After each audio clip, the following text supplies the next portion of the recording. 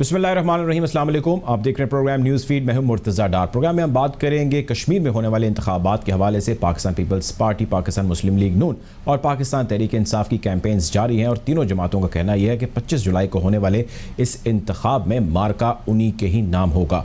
पाकिस्तान तहरीक इंसाफ का कहना यह है कि पाकिस्तान मुस्लिम लीग नून उन तमाम ऊँचे अतकंडों से होती गुजरती अपनी परफॉर्मेंस ना दिखाते हुए यकीनी तौर पर इल्ज़ामात पाकिस्तान तहरीक इंसाफ पर लगाएगी, लेकिन वक्त बहुत सारी चीज़ें क्लियर करता चला जाएगा। इमरान खान साहब के जलसों का स्केजुअल तय है।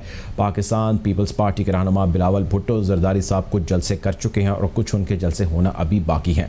इस सारे मामले पे गुफ्तगू करेंगे, लेकिन साथ ही साथ ये भी जानने की कोशिश करेंगे कि पाकिस्तान तहरीक इंसाफ के रहनुमा अली अमीन गंडापुर, जिनकी एक वीडियो भी मंजर आम पर आई और उसमें यह इल्ज़ाम आयद किया गया कि अली अमीन गंडापुर वहाँ पर फंड्स जो है वो लोगों के अंदर तकसीम कर रहे थे, पैसे की रेल पेल हो रही थी और इसके ऊपर इलेक्शन कमीशन हरकत में आया और कानूनी कार्रवाई का आगाज़ कर दिया गया है। देखना ये है कि बाकी पॉलिटिकल पार्टीज़ या खुसूसन अपोजिशन की जो पार्टीज़ हैं वो इस सारे मामले को कैसे लेती हैं और जो इल्ज़ामात हुकूमत के ऊपर वो लगा रही हैं मुमकिन धांधली के या इलेक्शन चोरी किए जाने के, वो किस हद तक सच साबित होंगे या सिर्फ ये इल्ज़ामात ही रहेंगे। इन तमाम चीज़ों को आज प्रोग्राम में अपने डिस्कस करेंगे। गुफ्तगू बाकायदा आगाज़ कर प्रोग्राम में हमें ज्वाइन करें कमर जमान कायरा साहब, पाकिस्तान पीपल्स पार्टी के सीनियर रहनुमा। Welcome to the show Kaira साहब। सर, कश्मीर इलेक्शन को लेकर खासी गहमा गहमी है और मामलात जो है वो तमाम पॉलिटिकल पार्टीज़ क्लेम कर रही हैं, PTI, Pakistan Peoples Party, PMLN, कि ये इलेक्शन हमारा है।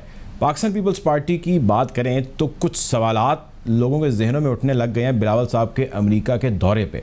थोड़ी सी उस पर ज़रा रोशनी डालिएगा। कश्मीर इलेक्शन की डिटेल में मैं जाता हूँ कि इतने अहम मौके पर तकरीबन 2 माह के लिए जो सुनने में आया है बिलावल भुट्टो साहब का अमेरिका जाना, कोई ख़ास वजह है इसकी या कोई मकसद है इसका? कुछ आप डिटेल बता सकें। 2 माह के लिए जी, सुना यह कि सितंबर तक गए हैं वो। बिल्कुल गलत सुना है। बिलावल साहब गए हैं एक कॉन्फ्रेंस में शिरकत के लिए जिसकी दावत उनको कई माह कबल आई हुई थी। ठीक। और वो हर साल उस पर जाते रहे हैं कई सालों से, लेकिन पिछले साल वो वर्चुअल मीटिंग थी इसलिए नहीं जा सके और इस साल भी वो बाय इन्विटेशन गए हैं और उसमें पाकिस्तान से 2 अफराद इन्वाइटेड हैं, हिना रबानी खर साहिबा हैं और बिलावल साहब हैं। और ये वर्ल्ड इकोनॉमिक फोरम के साइडलाइंस मीटिंग्स होती हैं जिस तरह उस तरह की मीटिंग्स है और वो गए हैं। उसमें कोई ऑफिशियल मीटिंग नहीं है किसी अमरीकी के साथ। वो मोस्ट लाइकली 20 तारीख को शायद वापस आ रहे हैं या 21 को। अच्छा, ये तो खबर है हमारे लिए 20 या 21 को वापस आ रहे हैं, क्योंकि डॉन अखबार ने आज छापा था कि सितंबर के करीब जो है उनकी वापसी का इम्कान है और सीएम सिंध भी गालबन जो है वहाँ पर शायद मौजूद हैं। अपने तौर पे गए हुए हैं, लेकिन बिलावल साहब 23 तारीख को मुजफ्फराबाद में जलसा कर रहे हैं। 23 तारीख को मुजफ्फराबाद में जलसा कर रहे हैं। पाकिस्तान तहरीक इंसाफ, बाकी बातों का आप खुद अंदाजा कर लीजिए कि राई का पहाड़ बनाना। ये तो सर तर्जुमान कह रहे हैं हुकूमत के, पीटीआई के तर्जुमान कह रहे हैं। कह रहा हूँ कि उन्होंने जो बात करनी शुरू की कि जी खान साहब ने ना कर दी तो बिलावल साहब वहाँ चले गए हैं। ये सवाल ये है कि क्या ना किया, पहले नंबर पे तो क्या ना किया। एब्सोल्युटली, मेरा ख्याल है वो एब्सोल्युटली नॉट वाले का कह रहे थे कि शायद एब्सोल्युटली नॉट किसको कहा है उन्होंने? अपने घर खड़े होकर तकरीर करते हुए कह दिए। किसी मीटिंग में उनसे किसी ने पूछा है, उनके नेशनल सिक्योरिटी एडवाइजर खुद कहते हैं, अखबारात में आया है कि हमसे तो किसी ने अड्डे मांगे ही नहीं है। तो उन्होंने एब्सोल्युटली नॉट किसको कह दिया? यानी अपने तौर पे अपने घर बैठे खड़े हुए या किसी प्रोग्राम में कह दिया। लेकिन सर इसका तो फिर फ्लोर ऑफ द हाउस पे भी जिक्र हुआ था ना, आपको वो याद होगा सारा सेशन। होगा, आप अपने मुल्क में खड़े होकर तकरीर करनी है कर लें। फिर कौमी सलामती कमेटी की मीटिंग हुई थी, स्पीकर ने, आपको याद है, पार्लिमानी कमेटी का इजलास हुआ। सुने, किसकी मीटिंग हुई थी? जो पार्लिमानी कमेटी हुई थी, जो स्पीकर ने कॉल अप की थी, जिसमें नेशनल सिक्योरिटी के हवाले से तमाम स्टेक होल्डर्स से, आईएसआई के हेड थे, चीफ ऑफ आर्मी स्टाफ थे, इसमें ब्रीफ किया गया था। हाँ जी, वो शामिल नहीं हुए थे इसके अंदर। तो उस पर फिर उन्होंने कब कहा था? यानी आप ये कह रहे हैं कि वज़ीर आज़म ने ये कहा ही नहीं? वज़ीर आज़म ने ये बात अपनी असेंबली की स्पीच में कह दी। वज़ीर आज़म ने कहा कि 2 बातें बड़ी अजीब है और ये झूठ बोलने के वैसे ही मास्टर है। नेशनल सिक्योरिटी एडवाइजर कह रहा है कि हमें किसी ने अड्डे हमसे मांगे नहीं है, तो आपने ना किसको की है? हवा को। और आपके वजीर खारजा साहब फरमा रहे हैं कि वजीर आजम ने कहा था कि जी चीन से ताल्लुक खत्म करने या कम करने के लिए हम पे बड़ा दबाव डाल रहा है अमरीका और ये बड़ी ज्यादती है। शाह महमूद साहब ने फरमाया कि नहीं, कोई इशारों के नाम में कहीं बात हो गई होगी, इस तरह डायरेक्टली तो हमें किसी ने नहीं कहा। अब हमें समझ नहीं आ रही कि ये झूठ की कोई हद होती है। अपने घर खड़े होकर एक बयान दिया और उसी को ड्रम बीट कर रहे हैं कि हमने कह दिया no more no more no more. ओ बाबा, पाकिस्तान में उनका कोई अड्डा हमारे दौर से ऑनवर्ड नहीं है। हमने उनसे अड्डा खाली करा लिया था जो जैकबाबाद के करीब था, शमसी एयरबेस, और उसके बाद हमने बाकायदा सेनेट की फुल हाउस कमेटी ने रूल तय किए थे एंगेजमेंट के कि अगर कोडा देना हुआ, अगर उनके साथ कोई मसला हुआ, तो जिस वक्त आपको याद होगा सलाला का वाकया हुआ था और उसके बाद नेटो सप्लाईज भी बंद हुई थी और शमसी एयरबेस भी खाली कराया गया था। उसके बाद से बाकायदा गाइडिंग प्रिंसिपल दिए थे। अब खान साहब खुद खड़े होकर अपने ही ड्रम बीट करे जा रहे हैं। नहीं, अभी कह रहे हैं कि पाकिस्तान पीपल्स पार्टी ने अपने टेन्योर के अंदर खासा हार्ड स्टांस लिया था टुवर्ड्स यूएस, और ये किस तरह मुमकिन है कि बिलावल भुट्टो साहब वहाँ पे जाएं और जाके कोई ऐसी मुलाकात करें? मैं तो ये कह रहा हूँ जी कि बिलावल साहब अपने पहले से प्रायर फैसला शेड्यूल पे गए हैं, और आप जरा गौर करें ना कि वो 23 तारीख का जलसा उनका अनाउंस है, वो वापस आ रहे हैं। ठीक है, अच्छा चलिए सब आगे बढ़ते हैं। जलसे जुलूसों का आपने जिक्र किया, आज भी अभी थोड़ी देर पहले मरीम नवाज साहब भी जलसे से खिताब करेंगे, सुबह भी उन्होंने जिक्र किया, प्राइम मिनिस्टर का भी स्केजुअल तय है। पाकिस्तान तहरीक इंसाफ कहती है जी ये प्लेस, ये जगह हमारी है, पाकिस्तान मुस्लिम लीग नून कहती है कि ये हमारी है, और बिलावल साहब कहते हैं कि ये हमारी है। ये किसकी जगह है? बिलावल साहब कहते हैं कि इस जगह पे इलेक्शन हम जीतेंगे। आप ऑप्टिमिस्टिक तो यकीनन हैं, लेकिन ऑन ग्राउंड जो रियलिटी है वो क्या है? थोड़ा सा हमें रियलिटी चेक दे सकते हैं आप सर? देखिए, पहली बात तो ये, आप जिस बंदे से पूछ रहे हैं उसका ताल्लुक पीपल्स पार्टी से, वो यकीन यही कहेगा मेरी पार्टी जीतेगी। अगर आप मुस्लिम लीग वाले से पूछेंगे तो वो यही कहेगा मेरी जमात जीतेगी। अगर पीटीआई वालों से पूछेगा तो अपनी जमात, कोई ऐसा भी होगा जो कहेगा आपको कि नहीं जीतेगी। एग्जैक्टली, इसके ऊपर तो आप एनालिस्ट अपना फैसला कीजिए। लेकिन हुकूमत के झूठ का एक और परताव आपके सामने रख देता हूँ। फवाद चौधरी साहब जो वजीर हुकूमत के तर्जमान है, उन्होंने और उनके पास की टीम ने पूरा जिस तरह होता है कि झूठ बोलो फिर उसके ऊपर ड्रम बीटिंग शुरू कर दो। पीपल्स पार्टी के पास तो 8 कैंडिडेट है, सिर्फ 8 सीटों पर उम्मीदवार खड़े किए। इन्होंने क्या जीतना है? मैं आपको सिर्फ मीरपुर डिवीजन, जो 3 डिवीजन में से एक डिवीजन है, मीरपुर डिवीजन में डिस्ट्रिक्ट है भिम्बर, मीरपुर, कोटली। मैं इनके नाम गिनवाने लगा हूँ आपको। चौधरी परवेज अशरफ हमारे साबका वजीर रहे हैं, हमारे पार्टी के सीनियर वाइस प्रेसिडेंट हैं जो इलेक्शन लड़ रहे हैं। इसी तरह मीरपुर से हमारे बाकी सीटों पे भी कैंडिडेट है, मैं जिनके नाम मोटे मोटे गिना दूं। जी प्लीज। चौधरी अशरफ साहब हैं जो साबिक मेयर हैं मीरपुर सिटी के, ऑलरेडी हमारे कैंडिडेट थे, इस वक्त भी कैंडिडेट हैं। उससे आगे चौधरी मजीद साहब साबिक वजीर आजम रहे हैं, स्पीकर रहे हैं, कोई अनबीटन चले आ रहे हैं पिछले 6 इलेक्शन से।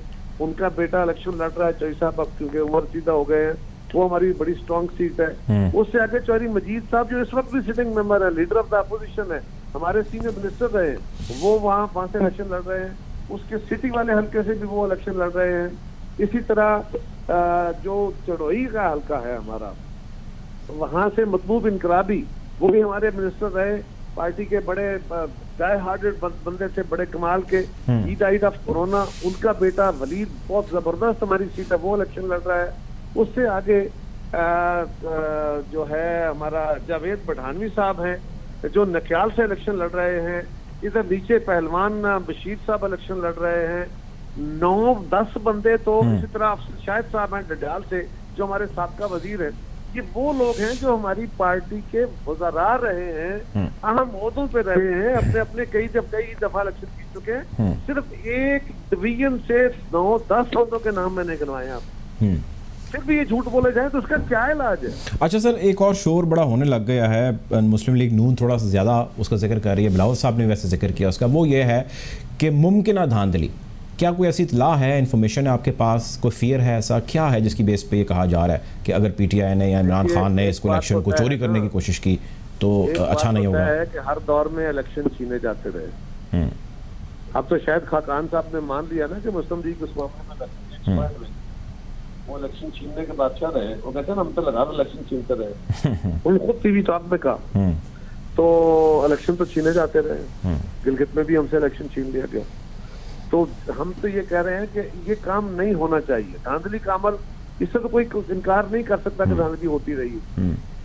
अब अगले इलेक्शन में क्या होगा ये तो होने, लेकिन उसके बाद तो कारा साहब धांधली होती है और उसके बाद फिर तकरीबन उसको सारे एक्सेप्ट कर लेते हैं और सिलसिला आगे चल पड़ता है। क्या है कि नेसेसरी इवल के तौर पे या तो आप डेडलॉक क्रिएट करके खड़े हो जाए, या नेसेसरी इवल के तौर पे उसको मान ले कि भाई मजबूरी है, हम सिस्टम चलाना चाहते हैं। तो ये एक और सूरत है। क्या कोई मीडिया का पर्सन, मैं आपसे पूछ लेता हूँ, आप पाकिस्तान के किसी इलेक्शन को फेयर इलेक्शन कह सकते हैं? यकीनन पाकिस्तान के माजी में हमारे जितने भी इलेक्शन हुए फेयर नहीं हुए, कहीं ना कहीं कोई ना कोई ऐसा कंसर्न सामने जरूर आया जिसके अंदर एम्बेजलमेंट है।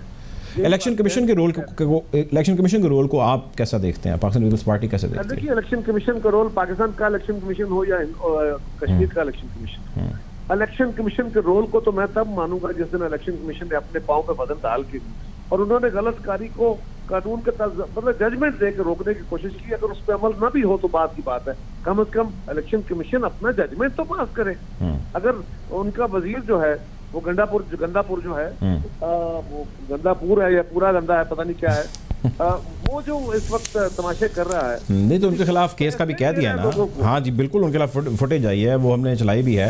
मेरा गुजारिश ये है कि केस का कह दिया गया, कहाँ कह रहा है? इलेक्शन कमीशन ने कहा कि इनके खिलाफ केस दायर किया जाए। इनके दायर क्यों किया जाए? इलेक्शन कमीशन उसके खिलाफ पर्चा दे। ये क्या बात हुई? इलेक्शन कमीशन मजबूर होकर बैठ जाए? बिल्कुल ठीक है, एक्शन ले लिया उन्होंने, लेकिन अब देखना ये है कि इसका रिजल्ट क्या निकलता है। एक्शन नहीं होता जो डिलेड एक्शन इज, जिस तरह कहते हैं ना, justice delayed is justice denied, action delayed is no action.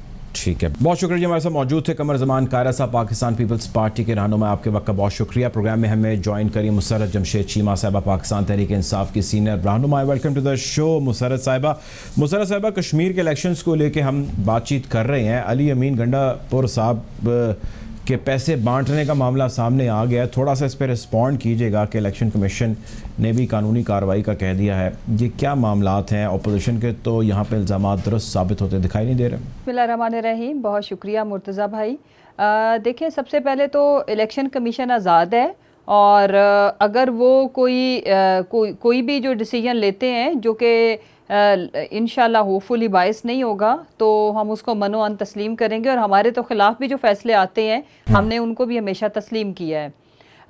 दूसरी जहाँ तक रहेगी बात कि एक चीज़ जिसको रियलाइज़ करने की ज़रूरत है वो ये है कि अगर किसी ने वाकई ही मुझे ये बताएं कि वोट ख़रीदने हो या वो इन्फ्लुएंस करना हो पैसे से, तो वो कॉर्नर मीटिंग्स और जलसों के अंदर ओपनली पैसे कहाँ बांटे जाते हैं? ये तो जो कुछ होता है, हमारे से ज़्यादा ये लोग ट्रेंड हैं कि ये तो इलेक्शन रात से एक रात पहले, इलेक्शन डे से एक रात पहले अगर कोई इस तरह का हो और लोग चोरी छुपे ये हरकतें करते हैं, ओपनली तो करने की ज़रूरत ही नहीं है। नहीं तो उसके तो मुझसे सब वीडियो भी है ना, ज़ाहिर है कुछ सब्सटेंशियल एविडेंसेस हैं सामने हैं, इलेक्शन कमीशन ने नोटिस लिया है। मुर्तज़ा साहब, मैं उस वीडियो को तो डिनाई नहीं कर रही हूँ, लेकिन उसका पर्पस कुछ और हो सकता है। आपको क्या लगता है कि दुनिया में पैसे सिर्फ वोट खरीदने के ही काम आते हैं? फर्ज करें कि कॉर्नर मीटिंग में हमारे साथ बेशुमार ऐसा, जब हम इलेक्शन लड़ रहे होते थे तो मेरा स्टाफ या कुछ, फर्ज करें अभी भी कुछ इवेंट्स पे, पिछले दिनों गवर्नर हाउस के अंदर हमने चाइल्ड प्रोटेक्शन के बच्चों को बुलाया हुआ था, तो मैं सबके सामने वॉलेट निकाल के उनके लिए फुटबॉल और बैट मंगवाना था। तो मैं उस वक्त हम लोग फिरदौस आपा के मैं साथ ही प्रेस कॉन्फ्रेंस चल रही थी, तो मैंने पैसे निकाल के दिए, अपने ड्राइवर को भेजा कि इन बच्चों को पूरा दिन यहाँ पे एक्टिविटी के लिए हमने रखना है। तो समटाइम्स पैसे वो ओपनली दे रहे होंगे, शायद वो अपने किसी स्टाफ को दे रहे हो, ये होता है हमारे साथ कि हमें वॉलेट मंगा के, बैग मंगा के पैसे। लेकिन जो मैं कहना चाह रही हूँ, अगर वोट खरीदने की बात है तो वो कभी भी कोई भी अहमद से अहमद भी जलसे के अंदर कैमरे की मौजूदगी में तो नहीं पैसे देता। तो वो वोट की खरीदो फरोख्त का मामला नहीं हो सकता। अगर इलेक्शन कमीशन चाहता है इसको इन्वेस्टिगेट करना तो 100 बिस्मिल्लाह वो करें, लेकिन जो इंपॉर्टेंट चीज है वो ये है कि अगर किसी ने वोट खरीदने हो मुर्तजा, तो वो रात के अंधेरे में। मैं कंप्लीट कर लूं। देखो, इसमें एक और लॉजिक है कि जो मेरे जलसे पे, मेरी कॉर्नर मीटिंग पे आ गया, मुझे उसको पैसे देने की बाय द वे जरूरत भी क्या है? वोट तो उनके खरीदे जाते हैं ना जो आपके साथ नहीं है। जो आपके साथ है, आपका अपना वर्कर है, उनको कौन पैसे देता है? अगली बात, इंपॉर्टेंट चीज, हमें इस इलेक्शन के ऊपर पैसा लगाना इन अ वे कि वोट खरीदने के लिए जरूरत इस वजह से भी नहीं है कि ये जो दोनों सियासी जमातें एक सैर सपाटे के लिए गई हुई है वहां पे कैंपेन की शक्ल में, और दूसरे साहब जो बिलावल साहब हैं, अगर उनको इतना ही इलेक्शन जीतता हुआ या मुकाबले का या टक्कर पे होते तो वो इस वक्त अमेरिका की यात्रा पे ना होते अपनी इलेक्शन कैंपेन छोड़ के। इसी से अंदाजा लगा लें कि इनका वहां पे हाल क्या है। इंपॉर्टेंट चीज ये है कि पूरे हलकों में आप इनसे पूछें कि क्या इनके पास कैंडिडेट्स पूरे खड़े किए इन्होंने। अभी कायरा साहब आपसे थोड़ी देर पहले गिना के गए कैंडिडेट्स, 14 के तो उन्होंने नाम मेरे शो में गिनाए हैं। दूसरी बात ये, तमाम हलकों में दोनों सियासी जमातों के जो है ना कैंडिडेट्स नहीं हैं। अगली बात, आप बेहतर है कि आपका जो रिपोर्टर या नुमाइंदा जो वहां पे इस इलेक्शन को कवर कर रहा है उनसे जरा हल्के की हर हल्का वाइज सिचुएशन जरूर पूछें। काफी सारे पाकिस्तान मुस्लिम लीग नून मुशर्रफ साहिबा ये कहती है कि हुकूमत हमारी थी वहाँ पे, हम पुराने वहाँ पे रूट्स अपने रखते हैं और ये इलेक्शन भी हमारा है। ये पाकिस्तान मुस्लिम लीग नून कहती है। मरियम साहिबा बार बार ये कह रही हैं और ये कह रही हैं और वो ये कह रही हैं कि इमरान साहब और ये पाकिस्तान तहरीक इंसाफ की हुकूमत बाज रहे। अगर उन्होंने इस मरतबा कोई भी इलेक्शन चोरी करने की ऐसी हरकत की तो ये मत समझिएगा कि जो पहले हो गया वो इस दफ़ा भी ऐसा ही होगा। इस दफ़ा दमादम मस्त कलंदर होगा। वो कह चुकी हैं। देखें, इस खातून को दमादम मस्त कलंदर लड़ाई करने के अलावा, गालम गलोच के अलावा, ब्लेम करने के अलावा, जालसाजी के अलावा, कैलबरी फॉन्ट को जिस वक्त दुनिया में उसका वजूद नहीं था उसको लाने के अलावा, फोटोशॉप के अलावा, मेरी लंदन तो क्या पाकिस्तान में भी कोई जायदाद नहीं, इस तरह के नारे, दावे, झूठे किस्म के ब्लेम लगाने के अलावा आता क्या है। इंपॉर्टेंट चीज़ इसमें यह है कि ग्राउंड रियलिटी इस वक्त ये कि ये इलेक्शन हार चुके हैं और इस चीज़ को तस्लीम आप इस तरह से करें कि ये तस्लीम भी कर चुके हैं कि इलेक्शन से पहले ही कि रिगिंग होनी है, ये कर रहे हैं, वो कर रहे हैं। ये इनकी फ्रस्ट्रेशन शो कर रही है कि इनको रियलिटी मोहतरमा को पता चल गई है। इस गवर्नमेंट के पास अपने आप को सेल करने के लिए कुछ भी नहीं है। 3 साल के इनकी क्या परफॉर्मेंस जिसकी वजह से लोग इनको मुंतखब करेंगे? ये बड़ा सवाल है, मैं इनको अब जवाब देती हूँ। इनके पास सेल करने के लिए क्या है कि ये कश्मीरी अवाम को जाके क्या कहती है? हमने तो कई साल खिदमत की है, मियां साहब ने कई साल खिदमत की है कश्मीरियों की। अच्छा, उनकी खिदमत मैं बताती हूँ ना उन्हीं को। अच्छा, उनको कश्मीर की अवाम से इन्होंने ये जरूर कहा होगा कि जिस तरह पूरे पंजाब की और पाकिस्तान की अवाम की आंखों में धूल झोंक के मेरे वालिद मोहतरम बीमारी का बहाना लगा के लंदन यात्रा पे गए हुए हैं, हवाखोरी कर रहे हैं और वो कल की फ्लाइट पे आ सकते हैं। अदालतों को तो वैसे ही उन्होंने डॉज किया था कि अगर उनकी लाइफ की गारंटी मिले तो इनकी जुबान के ऊपर उनको क्या भरोसा होगा, जिनकी अपनी बेटी की शादी पे यानी कि नाना हजूर ने जो कि वालिदे मोहतरम है मरियम के मोदी को बुलाया था। वो मोदी जो बुचर ऑफ मुस्लिम्स के नाम से दुनिया में जाना जाता है और कश्मीरी अवाम के ऊपर जो उसने जुल्म कर छोड़े हैं, तारीख में किसी प्राइम मिनिस्टर जो इंडिया से थे किसी ने इस तरह से नहीं किया। दूसरी बात यह है कि इनके पास बताने को है क्या? इनके पास बताने को यह है कि इन्होंने पाकिस्तान को जिस तरह से लूटा, इसी तरह से ये अंडर द टेबल ये कश्मीर का सौदा तो ये करना चाहते थे। वो कहते हैं हमने कोई लूटा नहीं है, हमारे केसेस चल रहे हैं, हमें साबित करें ना। अच्छा मैं साबित करती हूँ जी। उसके बाद अभी कल की बात है कि वो जो इनके चचा जो छुई मुई बने फिर रहे हैं, FIA ने जब बुलाया, सवाल ये पूछा कि आपके अकाउंट्स में ये अरबों रुपए कैसे आए, तो उसका जवाब ये था कि ये मेरे बेटों से या मेरी बीवियों से पूछे, मैंने तो मेट्रो बनाई। दूसरा सवाल ये था कि आपके बच्चों के जो असासे हैं उनकी मनी ट्रेल या उनके कोई शवाहिद नहीं मिलते कि उन्होंने ये किस बिजनेस से कमाए। उन्होंने कहा मैंने ऑरेंज बस बनाई। ये जाके बच्चों से पूछे, बच्चे किधर हैं? लंदन है। बच्चों से पूछे तो बच्चे कहते हैं दादाजी दे के गए। दादा किधर हैं? वो अल्लाह उन्हें गरीके रहमत करे। अब उनसे पूछने के लिए हम बताएं कौन सा तरीका इख्तियार करें। इंपॉर्टेंट चीज ये है कि ये वो खानदान है जो झूठों पे मबनी है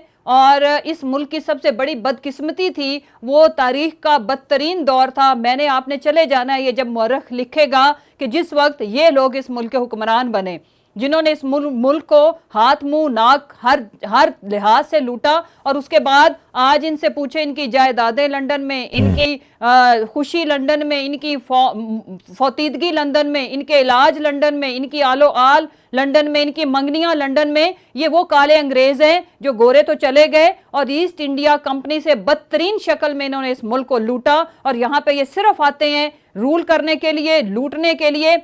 मिशेल ओबामा से इस खातून को पैसे मिलते हैं इस मुल्क की गरीब बच्चियों की एजुकेशन के, वो ये खा गई, अपने फैशन पे उड़ा गई। उसके बाद इनके पास पाकिस्तान को बताने के लिए, देने के लिए है क्या? अच्छा देखिए मेरी बात सुने, अगर बहुत सारी चीजें हैं जो सारी हुकूमतें गिनवाती हैं, नून लीग गिनवाती है, पीपल्स पार्टी गिनवाती है, मोटरवे से लेके डैम से लेके बजट से लेके बहुत सारे सैलरी स्ट्रक्चर से लेके बहुत सारी चीजें जो गिनवाते हैं, बहुत सारे मेगा प्रोजेक्ट्स हैं, मेट्रो बस है, हॉस्पिटल्स हैं, स्कूल्स हैं, लिस्ट तो लंबी है। अगर हम इसी तरह चले जाएंगे लिस्ट के अंदर तो फिर मुसर्रत साहिबा लोग पूछते हैं कि जी आप बता दें पाकिस्तान तहरीक इंसाफ वाले कि आप लोगों ने ऐसा क्या किया। और लोगों का सबसे बड़ा कंसर्न जो है वो है इन्फ्लेशन, आटा, चीनी, दूध, दही, दाल, ये मसले हैं लोगों के। अच्छा सवाल है ये, मुझे ये बताएं कि ये जो हर वक्त मोटरवे का राग अलापते हैं मुर्तज़ा, जी जी, नवाज शरीफ के दौर में 1400 किलोमीटर के लगभग की मोटरवेज इन्होंने बनाई, ओके। और पाकिस्तान तहरीक इंसाफ की जो गवर्नमेंट है, इसके ऊपर मेरे साथ एक अलग से प्रोग्राम करना है तो कर लें। 2300 किलोमीटर की मोटरवेज हम बना रहे हैं, उनमें से आधी से ज्यादा कंप्लीट हो चुकी हैं, कुछ कंप्लीट होने के करीब है और कुछ 2023 तक कंप्लीट हो जाएंगी। तो ये कहते हैं एक ईंट को, आज के दिन तक इनकी सियासत का महवर क्या है? 3 चीजें। एक ऑरेंज ट्रेन, जो कि आपको भी पता है कि ऐसा सफेद हाथी है जो कि भुगतना है जब तक उसके पैसे नहीं हम देते। उसके बाद मेट्रो बस और मोटरवे इनसे डबल तो हम बना रहे हैं।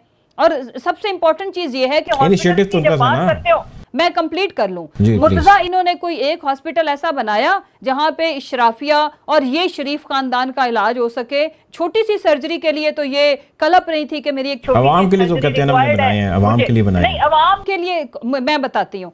आपका जो लाहौर है, ये लाहौर के जो बड़े हॉस्पिटल्स, मैं पब्लिक हॉस्पिटल्स की बात कर रही हूँ, ये चंद लाख की आबादी को केटर करने के लिए थे। बड़े हॉस्पिटल्स ये वही के वही हैं और पूरे पंजाब के जो पेशेंट्स हैं उनका लोड पड़ता है।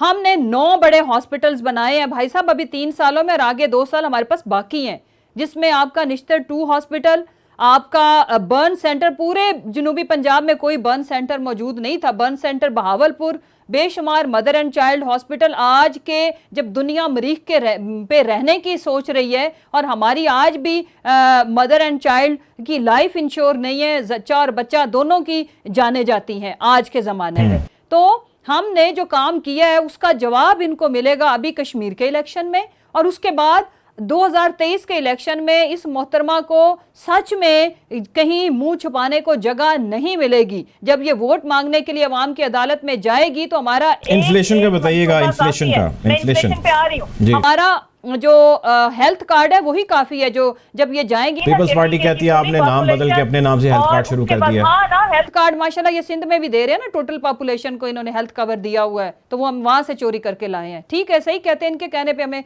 कोई जवाब देने की जरूरत नहीं, इनको जवाब देगी। देखिए पीपल्स पार्टी की जमानतें ऑलरेडी पंजाब में जब्त होती थी कि एक MNA का टिकट होल्डर इनका 200-250 से ज्यादा वोट नहीं ले पाता। मैं सेम सिचुएशन देख रही हूँ PMLN की पंजाब में और पूरे पाकिस्तान में, और सिंध में हम पीपल्स पार्टी को इनके घर में हराएंगे, आप मेरे वर्ड्स मार्क कर लें। अगली बात आ गई इन्फ्लेशन की। इन्फ्लेशन के ऊपर जो ये बात बिल्कुल बजा है कि अगर हम देखें कि कोविड का जो बदतरीन टाइम था उसमें लोगों की ज़िंदगी के ऊपर उसका इम्पैक्ट आया, जैसे कि पूरी दुनिया में आया, लेकिन उसमें भी हमारी बेस्ट अरेंजमेंट थी पूरी दुनिया से। अगर हम इन्फ्लेशन की अगर आप बात करते हो तो पाकिस्तान दुनिया में तीसरा सस्ता तरीन मुल्क है, जहां पे एक आम आदमी की अफोर्डेबिलिटी पूरी दुनिया में तीसरे नंबर पे हम हैं। और अगर हम ये इसमें आपके जो जितने भी ग्रोसरी आइटम्स की प्राइसेस की बात है, इसमें आपके रेंट की बात है, और हम इसमें तीसरे नंबर पे खड़े हैं। किसकी रिपोर्ट है मुसर्रत साहिबा? ये जी इंटरनेशनल वर्ल्ड बैंक की मैं बात कर रही हूँ, मैं पाकिस्तानी सर्विस की बात नहीं कर रही हूँ। आप इसको पढ़नी पड़ेगी रिपोर्ट जी, आप इसको चेक कर सकते हैं अभी किसी भी फोरम के ऊपर। जो मैंने मोटरवेज की बताई है कि इन्होंने कितनी बनाई थी, हमने कितनी बनाई है, वो भी आप चेक कर सकते हैं। मैं आपको अभी व्हाट्सएप भी कर दूंगी। अच्छा, दूसरी जो इंपॉर्टेंट चीज ये है कि प्रोपेगेंडा करने के लिए काफी है इनके पास मटेरियल, झूठ बोलने के लिए, लेकिन झूठ कितनी देर चलेगा? जब आम आदमी सुनेगा, जो हमारी गवर्नमेंट के जो इनिशिएटिव्स हैं उनका बेनिफिशियरी होगा, इनको जवाब वो देगा। दूसरी इंपॉर्टेंट चीज, 1100 अरब रुपया आपका निचले तबके को, किसान को मिला, जो कि पिसा हुआ तबका था इनके दौर में, उनको कभी गन्ने की कीमत पूरी नहीं मिलती थी। 5 बम्पर क्रॉप्स के थ्रू उनकी पूरी कीमतें मिली। टाइम पे मिली, और जब 1100 अरब रुपया गया तो उसका अगली आने वाली फसलों के ऊपर आप इंपैक्ट भी देखिएगा, बिकॉज किसान को जो पैसा वो कमाता है वो वापस जमीन को देता है, वो 4% के वो 4 गुना ज्यादा आपको पैसा कमा के देता है। जिसकी वजह से रिकॉर्ड मोटरसाइकिल बिके, छोटी गाड़ियां बिकी, और आगे आने वाले टाइम में जो हमारा ट्रांसफॉर्मेशन प्लान है प्राइम मिनिस्टर इमरान खान साहब का, पाकिस्तान की तारीख में फर्स्ट टाइम जो 3 बेसिक नीड्स हैं, जो जिंदा रहने के लिए पहली बुनियादी शराइत हैं, ज़रूरतें हैं, उसके बाद एजुकेशन एंड हेल्थ आती है, दैट इज साफ हवा, साफ पानी एंड सफिशिएंट फूड। इन तीनों को सिर्फ इस मुल्क के 73 साल तारीख में एक ही प्राइम मिनिस्टर ने, जो कि स्टेट्समैन के तौर पर जाने जाएंगे तारीख में, इमरान खान साहब ने एड्रेस किया। ये जो मर्जी आए बाएं शाएं करती फिरे, इसको लबीती रहने दे फोटोशॉप पे, और ये अपने अब्बा को जलील करे, खानदान को, जैसे अपनी झूठी बातों के ऊपर झूठे ट्वीट करके फिर उनको वो हटाती हैं। हमें हमारा काम करना आता है, हम उसी की तरफ फोकस है। मुसर साहब, वक्त की कमी का थोड़ा सामना, बहुत शुक्रिया आपका, आपने प्रोग्राम में ज्वाइन किया। पाकिस्तान तहरीक इंसाफ के सर जमशेद चीमा साहब हमारे साथ मौजूद थी। प्रोग्राम में वक्त बचा था एक ब्रेक का, ब्रेक के जाने पड़ेंगे। Welcome back after the break. Program में आज का हमारा दूसरा मौजू डोगरा राज के खिलाफ पाकिस्तान समेत दुनिया भर के अंदर जो है कश्मीरी आज यौम शहदा मना रहे हैं, अपने प्यारों से इजहार यकजहती कर रहे हैं। लेकिन इस दिन को मनाए जाने का मकसद एक तरफ, उसके साथ साथ कश्मीरियों के साथ होने वाली जुल्म और जबर की दास्तान दूसरी तरफ है, और ये दोनों चीज़ें ही पैरेलल एक दूसरे के साथ चलती आ रही हैं। आज भी कश्मीरी बरसरे पेकार हैं और उनकी आवाज़ में शायद इंटरनेशनल कम्युनिटी आज उस तरह हम आवाज़ नहीं है जिस तरह के उसको होना चाहिए। हम यहाँ पर बैठ के यकीनी तौर पे हमारी हुकूमत यकीनी तौर पे जिस हद तक मुमकिन हो सकता है वो आवाज़ बुलंद करने की कोशिश कर रही है, लेकिन उसके शायद वो नताइज नहीं मिल पाए जिस नताइज की उम्मीद थी। मोदी सरकार और मोदी सरकार की पॉलिसीज़ क्या गुल खिला रही हैं, आज के इस प्रोग्राम में इसको भी डिस्कस करेंगे। वेरी एमिनेंट गेस्ट प्रोग्राम में हमें ज्वाइन करें गौहर गिलानी साहब, सीनियर जर्नलिस्ट हैं, and welcome to the show Gilani साहब। सर, कैसे समराइज़ करेंगे इस वाक़े को और मौजूदा सूरत हाल को जो कश्मीरियों के साथ है? जी मुर्तज़ा साहब, सबसे पहले बहुत शुक्रिया मुझे प्रोग्राम में दावत देने के लिए। जैसा कि आपने जिक्र किया, 1931 में जो श्रीनगर में एक ज़ियारत है हज़रत शाह हमदान रहमतुल्लाह अलैह की, तो वहाँ एक मजमा हुआ था और वहाँ तकरीरें की गई थी। उसके बाद जो सेंट्रल जेल श्रीनगर में जो कैदी थे कश्मीरी, और जिस तरह वो ऑटोक्रेटिक डोगरा रजीम, महाराजा हरी सिंह जो लास्ट डोगरा रूलर थे, तो उनकी हुक्मरानी के खिलाफ जो एक पहले इकोनॉमिक अवेकनिंग यानी मईशी हालत को बेहतर करने के लिए एक जदोजहद हुई थी, तो ये 1931 में सियासी जदोजहद का आगाज़ हुआ था, जब कश्मीरी अपनी आवाज़ बुलंद करके अपने जो उनके हकूक़ हैं उनकी बाजियाबी के लिए खड़े हुए। तो वहाँ कम से कम 22 से ज़ायद 28 एक रिपोर्ट में ये भी है, कुछ मौरिख जो है वो लिखते हैं 28 सिर्फ श्रीनगर में उस दिन शहीद किए गए, और वो अजान दे रहे थे, यके बाद दीगरे अजान को मुकम्मल करने के लिए एक एक को हलाक किया जा रहा था डोगरा फौजियों की तरफ से। तो वो सारे जो हैं वो दफन हैं एक वो श्रीनगर के जो पाइन शहर है जामा मस्जिद के बिल्कुल करीब, वहाँ भी एक ज़ियारत है नक्शबंद साहब की, तो उसी के सहन में उनको दफन किया गया।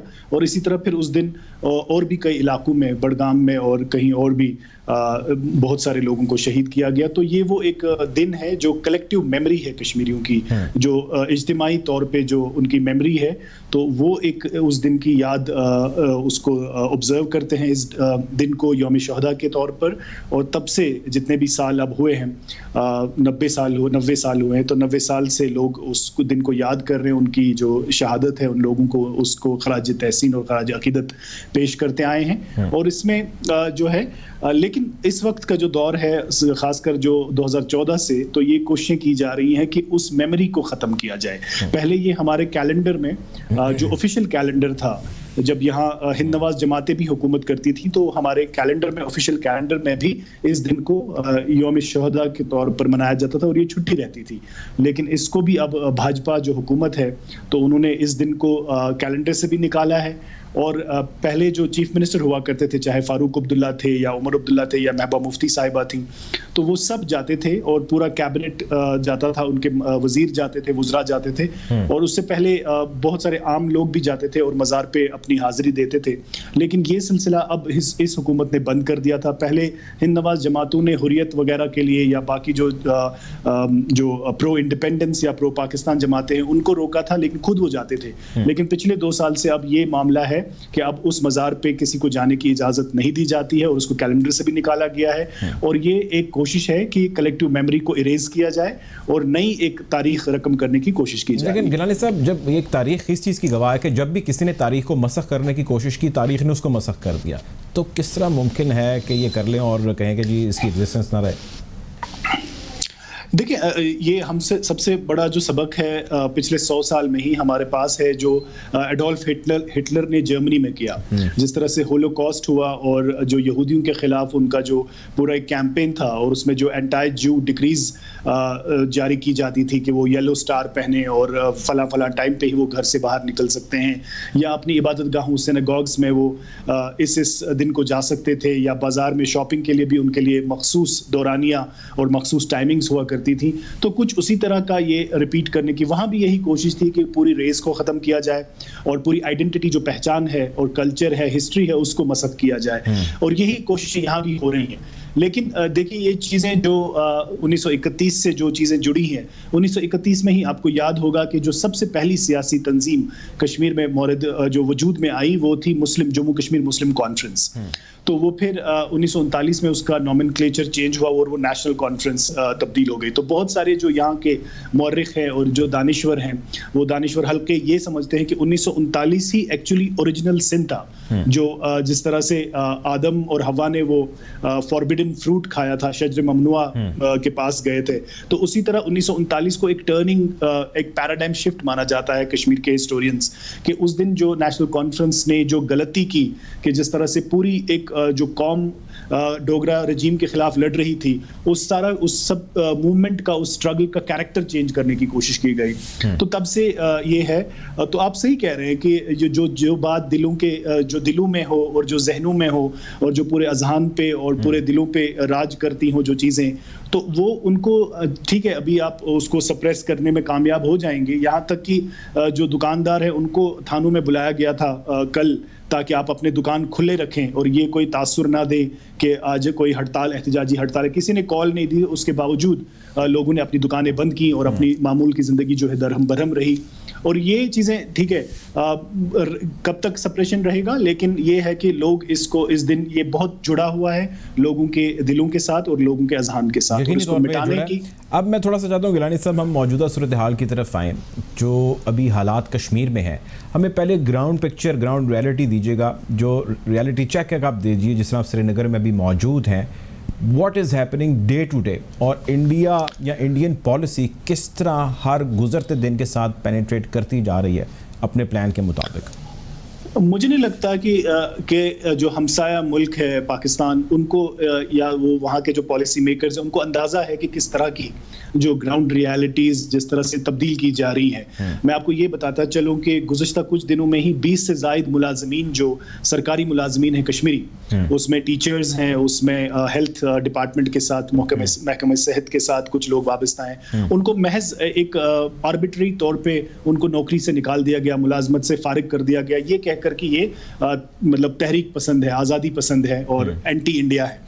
तो उनको कोई इंक्वायरी कुछ भी नहीं, बिल्कुल एक नया आर्टिकल इन्वोक किया गया है जिसके तहत जिसे वो चाहे नौकरी से निकालते। तो ये एक अब इकोनॉमिक डिसएम्पावरमेंट की तरफ भी जा रहा है। जो डेमोग्राफिक थ्रेट, तो आपको मैंने आपसे आपके प्रोग्राम्स में इससे पहले भी कहा है, जिस तरह डोमिसाइल सर्टिफिकेट्स दी जा रही हैं, जो गैर रियासती बाशिंदे हैं उनको जिस तरह से भारत भर से लोगों को डोमिसाइल सर्टिफिकेट्स दिए जा रहे हैं, और जो एक यहाँ के लैंड जिसको exploitation of resources, territorial control के बाद जो रिसोर्सेज को एक्सप्लॉइट किया जा रहा है, और वो सारा उसके बाद अब ये आ गए हैं कि लोगों की मुलाजमतों पर वार कर रहे हैं, और बाकी जगहों पे जाके रेड्स दिन ब दिन होती जा रही हैं, और बहुत सारी एजेंसीज इसमें इन्वॉल्व हैं जो कश्मीर की जो बिल्कुल मईशत है उसकी रीढ़ की हड्डी को तोड़ने की जो एक कोशिश है वो भी साथ साथ में चल रही है। जो एग्जिस्टेंशियल क्राइसिस तो है ही, आइडेंटिटी पे जो वार है वो तो है ही, और डोमिसाइल के जरिए जो डेमोग्राफिक कैरेक्टर चेंज करने की बात है, उसके अलावा ये चीजें अब हो रही हैं ताकि लोग भीख मांगने पर मजबूर हो जाए। तो इसमें जो जून 24 को एक मीटिंग हुई थी, यहाँ के जो लीडरान गए थे, जो हिंद नवाज जमातें थी, नेशनल कॉन्फ्रेंस और पीडीपी और वगैरह, CPIM, Communist Party of India, Marxist, तो उनकी एक कोलिशन जो है, उनका एक alliance, Peoples Alliance for Gupkar Declaration, तो उन्होंने वहां जाके ये बताया था कि अगस्त 5 को जो डिसीजंस लिए गए वो उनको नामंजूर है और वो रियासती हैसियत की बहाली के लिए फिर से वो उनका मौक़िफ़ वही है, बदला नहीं है।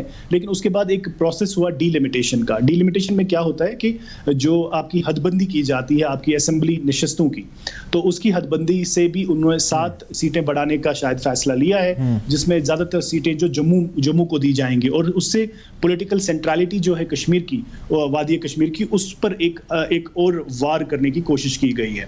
तो ये सब बहुत साइमल्टेनियसली मल्टीपल, एक इवेंट नहीं होगा जैसे कुछ लोग समझते हैं। एक इम्पोर्टेंट पॉइंट मैं यहाँ बोल रहा हूँ कि लोगों को लगता है कि शायद जो जिस तरह होलोकॉस्ट भी हुआ था जर्मनी में, वो एक कोई बड़ा इवेंट एक साथ हुआ था, ऐसे नहीं होता। ये धीरे धीरे करके जो स्मॉल स्टेप्स हैं, बेबी स्टेप्स, जिनको हम ऐसी पेनिट्रेशन की जा रही है, उसके बाद जिससे एक ओवरऑल पिक्चर जो है वो बदली जा सके और इसका इम्पैक्ट एक ग्रैंडर इम्पैक्ट हो, मेहमत हो उसका ग्रैंडर। मैं आपकी बात समझ गया हूँ।